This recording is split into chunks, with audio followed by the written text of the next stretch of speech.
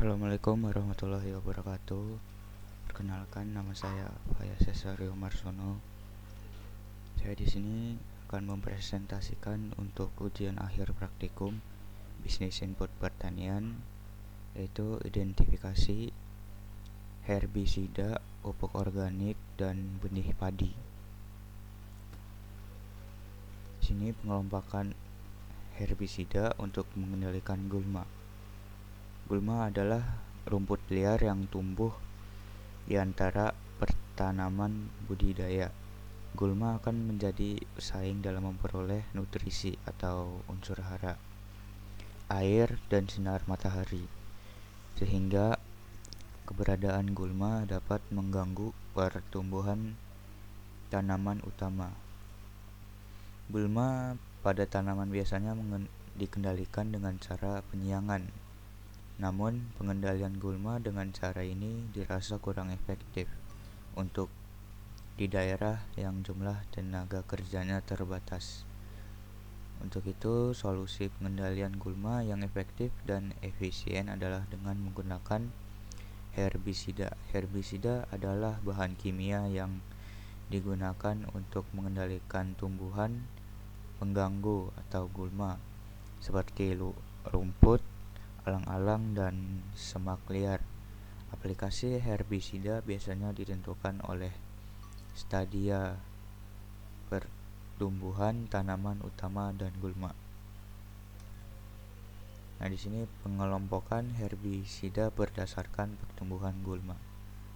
Herbisida pratumbuh. Herbisida ini diaplikasikan pada tanah sebelum gulma tumbuh. Semua herbisida pratumbuh adalah soil acting herbicide atau herbisida yang diaplikasikan ke tanah dan bersifat sistemik.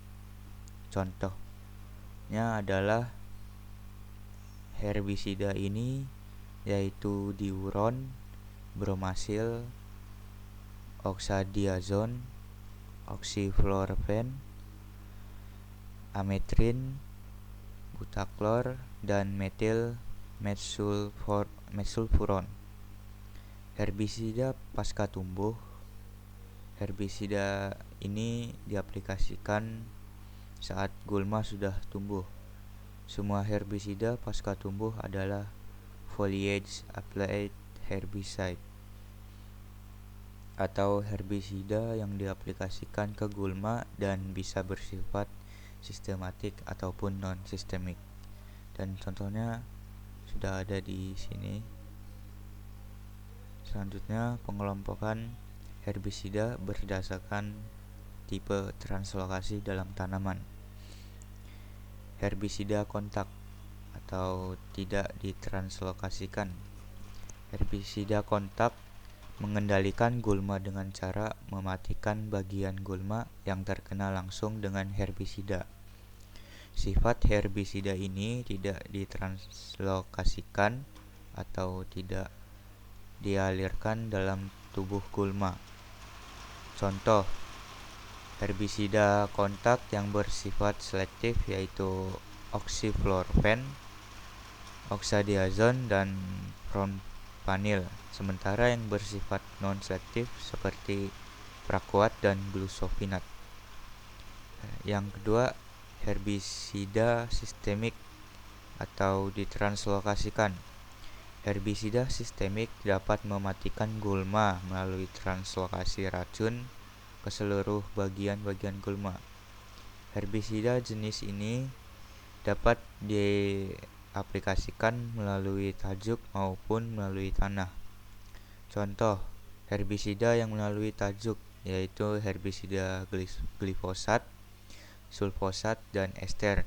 Sedangkan yang melalui tanah yaitu herbisida ametrin, atrazin, metribuzin, dan diuron. Selanjutnya yaitu pengelompokan herbisida berdasarkan selektivitasnya. Herbisida selektif. Herbisida selektif adalah herbisida yang bersifat beracun untuk gulma tertentu. Contohnya adalah herbisida ini, yaitu ametrin, diuron, oxyflorphene, clomazone, dan carbendazole. Herbisida non-selektif. Herbisida non-selektif adalah herbisida yang dapat mematikan hampir semua jenis tumbuhan termasuk tanaman yang dibudidayakan. Contoh herbisida ini yaitu glifosat dan paraquat. Dalam memilih herbisida, perlu dipertimbangkan terlebih dahulu gulma apa yang akan dikendalikan dan pada tanaman apa yang dibudidayakan. Contoh, herbisida non-selektif glifosat sering digunakan untuk mengendalikan gulma pada tanaman yang terbatang keras tanpa olah tanah, tanpa pertanaman jagung, singkong,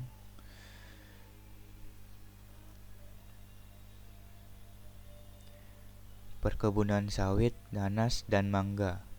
Tetapi tidak cocok untuk pengendalian gulma untuk tanaman lunak seperti kebun bunga dan pertanaman padi, karena bisa saja tanaman tersebut ikut mati karena herbisida.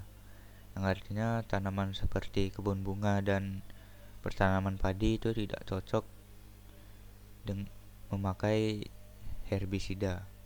Sementara herbisida selektif atrazin biasa digunakan pada bertanaman jagung dan tebu. Herbisida ini sasarannya pada gulma berdaun lebar dan sempit.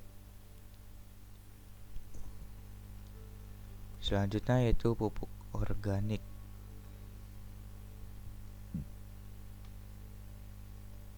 Nah, di sini pupuk organik sangat bermanfaat bagi peningkatan produksi pertanian baik kualitas maupun kuantitas.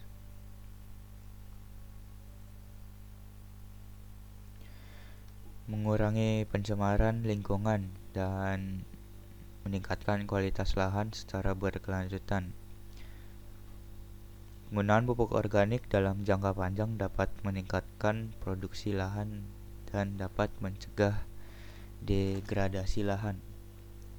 Dan untuk sumber bahan pupuk organik sangat beraneka ragam dengan karakteristik fisik dan kandungan kimia yang sangat beragam, sehingga pengaruh dari penggunaan pupuk organik terhadap lahan dan tanaman dapat bervariasi.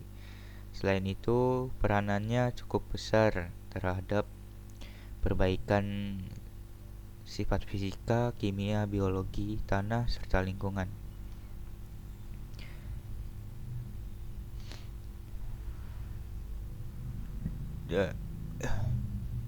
Dan fungsi pupuk organik. Fungsi pupuk organik memiliki fungsi kimia yang penting seperti penyediaan hara makro. Hara makro ini dimaksud dengan nitrogen, fosfor, kalium, kalsium, magnesium, dan sulfur. Dan mikro seperti zinc, tembaga, kobalt, barium, mangan, dan besi, meskipun jumlahnya relatif sedikit. Unsur hara makro dan mikro tersebut sangat dibutuhkan untuk pertumbuhan tanaman, terutama bagi pencinta tanaman hias.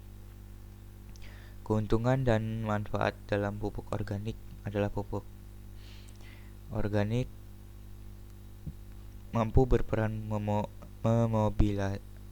memobilisasi atau menjembatani hara yang sudah ada di tanah sehingga mampu membentuk partikel ion yang mudah diserap oleh akar tanaman.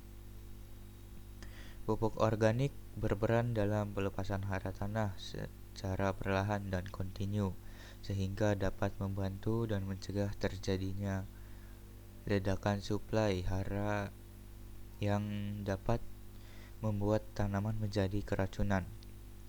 Pupuk organik membantu menjaga kelembaban tanah dan mengurangi tekanan atau tegangan struktur tanah pada akar-akar tanaman. Pupuk organik dapat meningkatkan struktur tanah dalam arti komposisi partikel yang berada dalam tanah lebih stabil dan cenderung meningkat karena struktur tanah sangat berperan dalam pergerakan air dan partikel udara dalam tanah. Aktivitas mikroorganisme menguntungkan pertumbuhan akar dan kecambah biji. Yang kelima, pupuk organik sangat membantu mencegah terjadinya erosi lapisan atas tanah yang merupakan lapisan mengandung banyak hara. Yang keenam, pemakaian pupuk organik juga berperan penting dalam merawat tingkat kesuburan tanah yang sudah dalam keadaan berlebihan pemupukan dengan pupuk anorganik atau kimia dalam tanah.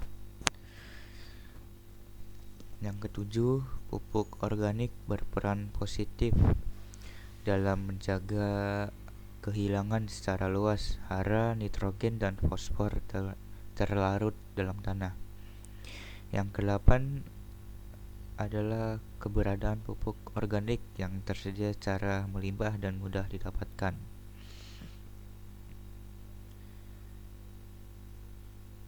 Selanjutnya adalah penggunaan dan manfaat benih bermutu pada tanaman padi sawah.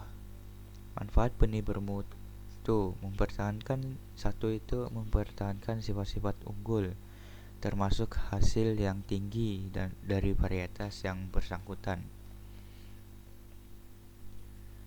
Penggunaan benih bermutu mampu menaikkan daya hasil 5-15% dibanding dengan benih tidak bermutu. Yang kedua adalah pertumbuhan seragam, sehingga masa serempak. Dengan demikian panen dapat dilakukan sekaligus. Mutu biji seragam. Yang keempat, rendeman biji seragam. Yang kelima, menghemat penggunaan benih per hektar. Dan ini adalah syarat-syarat benih bermutu. Persentasenya benih murni minimal 98%. Yang kedua, persentase kotoran benih maksimal 2%. Yang ketiga, persentase benih tanaman atau varietas lain maksimal 0,2%. Yang keempat, persentase benih rerumputan maksimal 0,1%. Yang kelima, persentase daya tumbuh minimal 80%. Yang keenam, kadar air maksimal 13%. Yang terakhir adalah cara memperoleh benih bermutu. Belilah wadah benih yang berlabel dengan keterangan sebagai berikut. Yang satu adalah benihnya bersertifikat atau tidak bersertifikat, nama dan alamat produsen benih, jenis tanaman atau varietas, berat benih, persentase benih murni, persentase benih tanaman atau varietas lain, persentase kotoran benih, persentase benih rerumputan, persentase daya tumbuh, tanggal selesai pengujian, dan yang terakhir tanggal akhir berlakunya label. Sekian, terima kasih dari presentasi saya. Kurang lebihnya mohon maaf. Wassalamualaikum warahmatullahi wabarakatuh.